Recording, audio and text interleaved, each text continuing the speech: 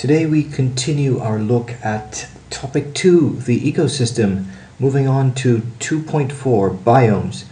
And before we get into the more detailed look at what biomes are and what makes them what they are, we need to first define the term biome, and then we will proceed to consider an explanation as to why biomes are located where they're located, why they have a certain structure, and most importantly, why biomes have different levels of productivity. It would mean we may have to look at the meaning of the term productivity, and we will be looking at all of this in relation to some specific biomes, which are the very diverse tropical rainforests, the deserts, and the tundra, which are very much in contrast to the tropical rainforest.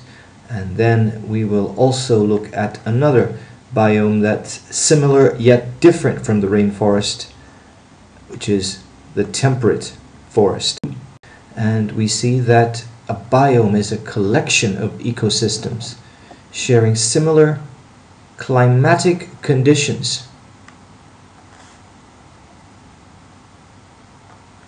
And these climatic conditions are what we will need to examine as we understand why biomes are located in certain parts of the planet and what makes them have certain unique characteristics such as soil type and productivity.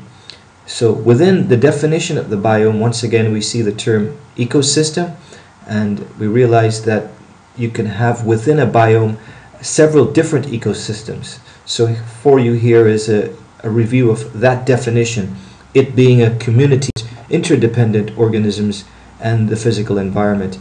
And as we look in today's lesson at our different biomes, we will see some distinct ecosystems that exist within biomes. The most important term in getting the full picture today, though, is the term primary productivity. For today, we just need to understand that producers, or the green plants, they are the ones that do the producing or the productivity, and this can be measured in terms of their biomass per unit area per unit time, or it can also be measured with a unit of energy. So with this in mind as our concept of productivity, we will be moving ahead, bearing in mind that plants do need to use some of the energy that they make in photosynthesis for their own respiration. And this is a topic for further discussion in section 2.5. So let's move straight in now and look at a world map and identify where the biomes are and try to look for linkages with climate as to why biomes are located in the places that they are located. And let's begin first right at the middle with the equator. The majority of species on planet Earth are found right around this region here that we call, a couple spots in the Caribbean as well, that we call the tropical rainforest biome. And all of this tropical rainforest biome sits 10 degrees north and south of this midpoint on planet Earth that we call the equator. And our next biome is the temperate forest, and you find that temperate forests are found in regions such as this one here. Throughout Europe you will find temperate forests extending into Russia and over here on the east coast of China. So there you have the temperate forest sandwiched between those two regions, is the desert. So that's our desert. And our final biome to consider is the tundra. So the tundra, therefore, is the area just below that desert of ice, and we'll find out that there is a fair amount of life in the tundra, relative, of course, to what you would find at the North and South poles. So all of these areas here are what we would call the tundra. That is the distribution of our 4 biomes. Now, the question for us is, why are the biomes spread out in this way? The principal reason behind this distribution of the biomes has to do with the amount of light that each area receives. And here we can see the sun. And this is a model here that represents the Earth. And the Earth is tilted on its axis at 23 degrees. And when it's at this point right here, it represents summer in the northern hemisphere. And you can see that if you take a point here and you trace it over to this point here, that this distance from A to B is shorter than the distance from A to C. What that means for planet Earth is that the upper area, or the northern hemisphere, will be getting a greater amount of sunlight, a greater amount of heat, and the word that we would use is that the insolation is higher in the northern hemisphere, leading to more light in that region and leading to a higher temperature in that region during, of course, the summer season. And when it's summer in the north, it's winter in the south. And when it's winter in the north, it's summer in the south. So we can do the same thing. Place our A here, our B there, and our C here. We can now see that A to C is the shorter distance, giving a higher level of insolation and a warmer climate for the southern hemisphere. So light from the sun is a key factor, but it's not the only factor, because coupled with this light from the sun is a warming that would come constantly to this region here, which no matter what the tilt of the Earth is, the equator is always just as close to the sun, receiving a constant amount of light. And the result of that is that this area has a very high temperature. With that high temperature, there is going to be a high level of evaporation, leading to high levels of rainfall. And this rainfall, or precipitation, is another key ingredient in shaping the climate. So we have to look at insolation, which drives temperature, and precipitation as our two ingredients in shaping the climate of our area. And as this area warms up and the warm air rises, it eventually cools down, and when it cools down, it comes to rest at an area north and south of the equator, skipping an area in the middle here. And this is the area that is home to a lot of the desert that we spoke about. And as this warm air cools down and eventually comes to settle, bringing its moisture, it creates another type of biome over in this region here. And this area is our temperate forest, leaving the upper area for the tundra. So our 4 biomes are very much related to each other, and related, of course, to these 2 key factors, which are light, which is tied up with temperature, and precipitation. We are ready to look at how these abiotic factors affect the living environment, specifically with reference to this term, productivity. So plants are the photosynthesizers or the primary producers. This photosynthetic process is very dependent upon three factors. And we will discuss this a bit more in the next section. For the moment, we will say that it's very dependent upon light, temperature, and water. But plants don't use all of the light, all of the water, and all of the materials that they take in simply for making new material or for net primary productivity. They do have to use some of their inputs for respiration. But what we need to say is that this productivity is very much driven by climate.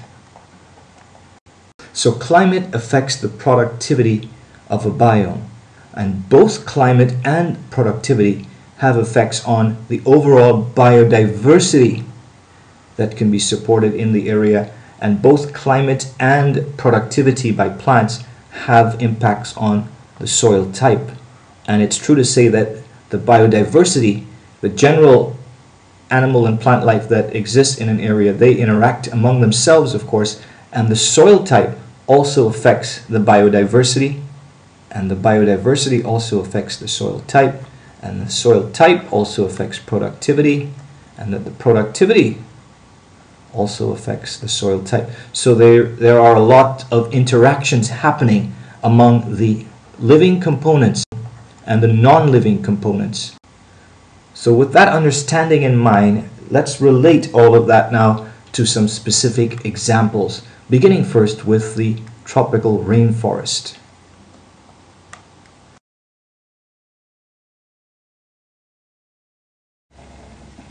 And welcome back as we continue our discussion of topic 2.4.2, looking in this section at the specifics of the four biomes: tropical rainforests, deserts, tundra, and of course our optional choice, temperate forest. We've been highlighting the importance of temperature, insolation, and precipitation in shaping climate and creating certain unique regions of the earth, which we have termed biomes. So climate again affects productivity of a biome, and both climate and productivity have effects on biodiversity and soil type.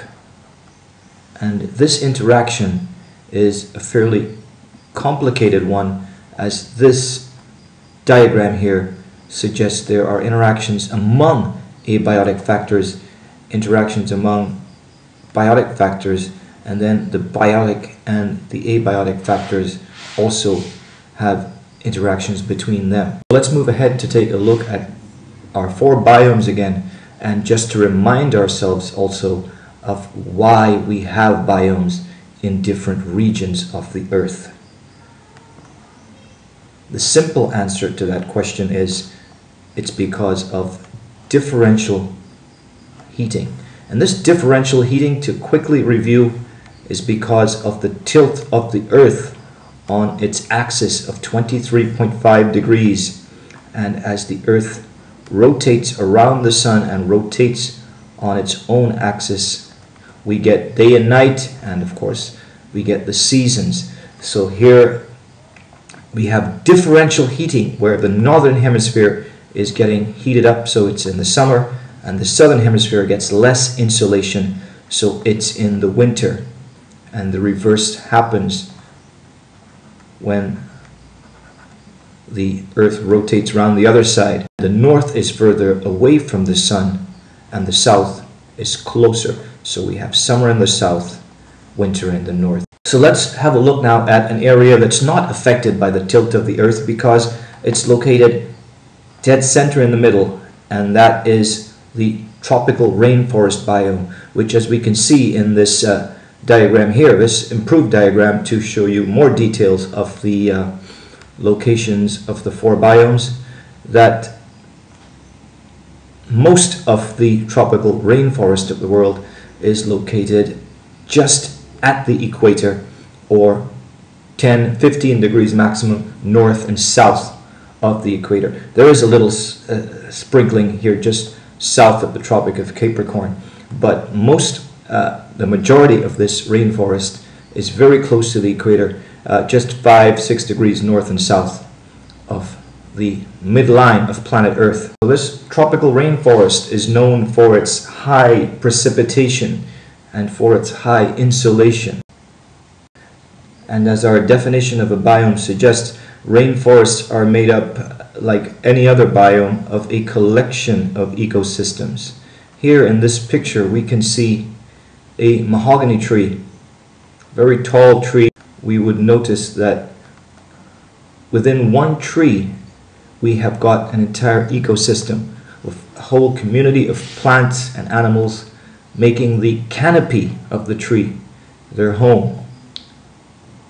And consider a large area of rainforest like the Amazon rainforest, for example, and how much you would have of this in its canopy, and how much biodiversity you can have in this area, which it is said contains about half the species on Earth. They are found in the canopy of the rainforest. But life does exist on the floor as well, and there is a tremendous amount of organic matter that goes through the forest floor, but it does not stay on the forest floor for any length of time. So there is a very fast recycling of the organic matter in the tropical rainforest. So it doesn't leave very much in the soil at any given point in time. So the turnover is very rapid because of the high productivity, which means that the soil itself is not as rich as you might think it should be. And the plants in the rainforest tend not to have very deep roots, but productivity is not affected by this because what's not in the soil is in the living material, which are the plants, taking up these nutrients very quickly, and the rate of decomposition in this forest floor happening very quickly. With the lack of light, with most of the light intercepted in the canopy, it leaves a niche that is suitable for things like ferns and mosses. The rainforest floor is not a place that's teeming with life. The life is really most abundant in the canopy. Moving on now to our desert biome, a place that has a whole lot less precipitation. High levels of insolation remain, especially in the summer, and the temperature is very high, and that it's even higher than in the rainforest, and that has a lot to do with the absence of clouds. And with this absence of cloud comes very hot days and cool nights. The desert is not a place that is devoid of life, however, and there are certain areas that support more life than you might expect.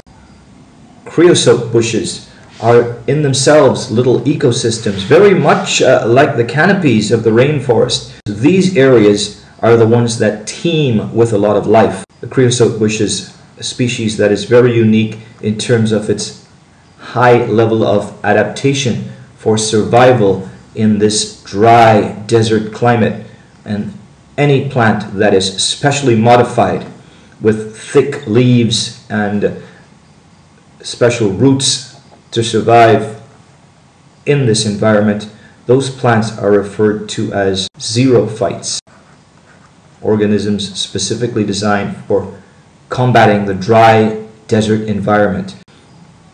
And our third biome is the temperate forest. The temperate forest, a very productive biome, one that receives large amounts of rainfall, and also one that does not have the level of productivity as the tropical forest, but nonetheless does get a lot of precipitation, high levels of insolation during the summer, because this biome is subject to two seasons: a winter season when productivity is fairly low, decomposition is fairly low, and the summer when there's a lot of growth. So it's not year-round that you have the growth like in the tropical forest. One of the things that come out of that is that the level of biodiversity and the canopy is not as developed as you would have in the tropical rainforest. What that also means is that there is a lot more room on the floor for different kinds of plants to thrive, and there's not much going on in the canopy when compared to the tropical rainforest. A key difference between the temperate forest biome and the tropical forest biome has to do with the fact that the temperature is not very high all year round.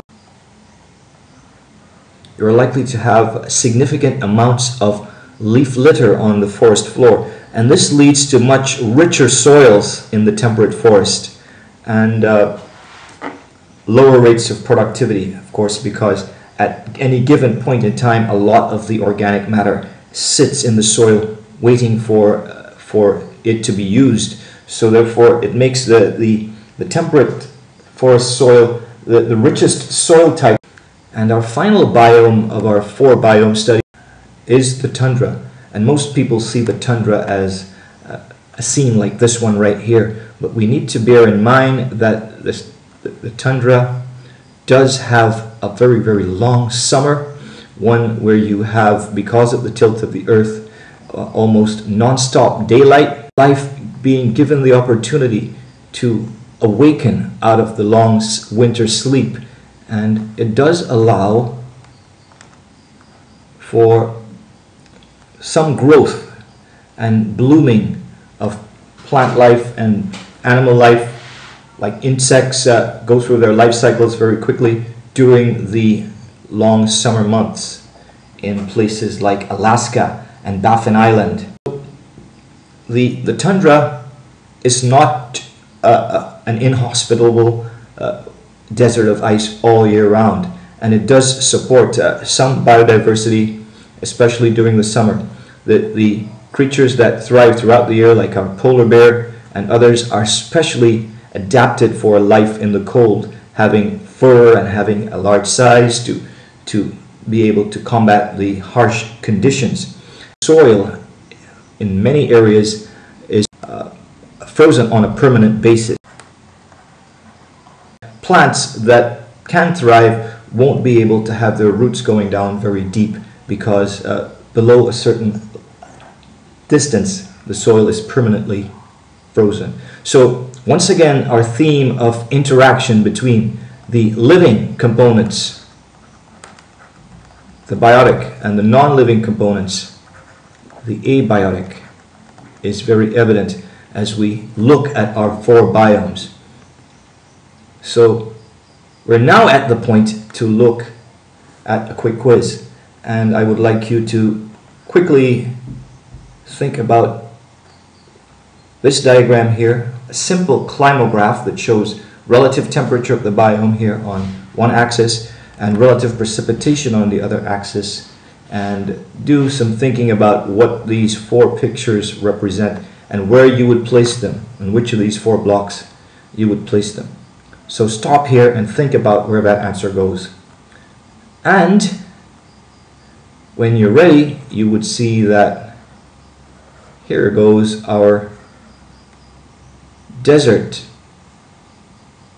And down here with low precipitation and low temperature is the tundra.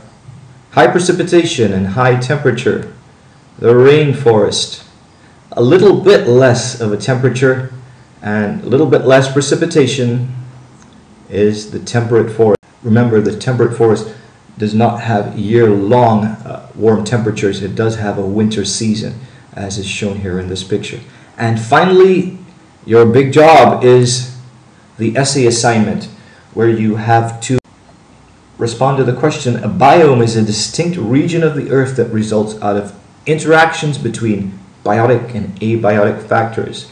And you have to justify and explain that statement with reference to productivity, diversity, and soil conditions. I would like you to read my notes down there on the additional 2 marks that are going to be allocated for the expression of ideas. And I stress that this is not about paragraphs and about introductions and conclusions and punctuation.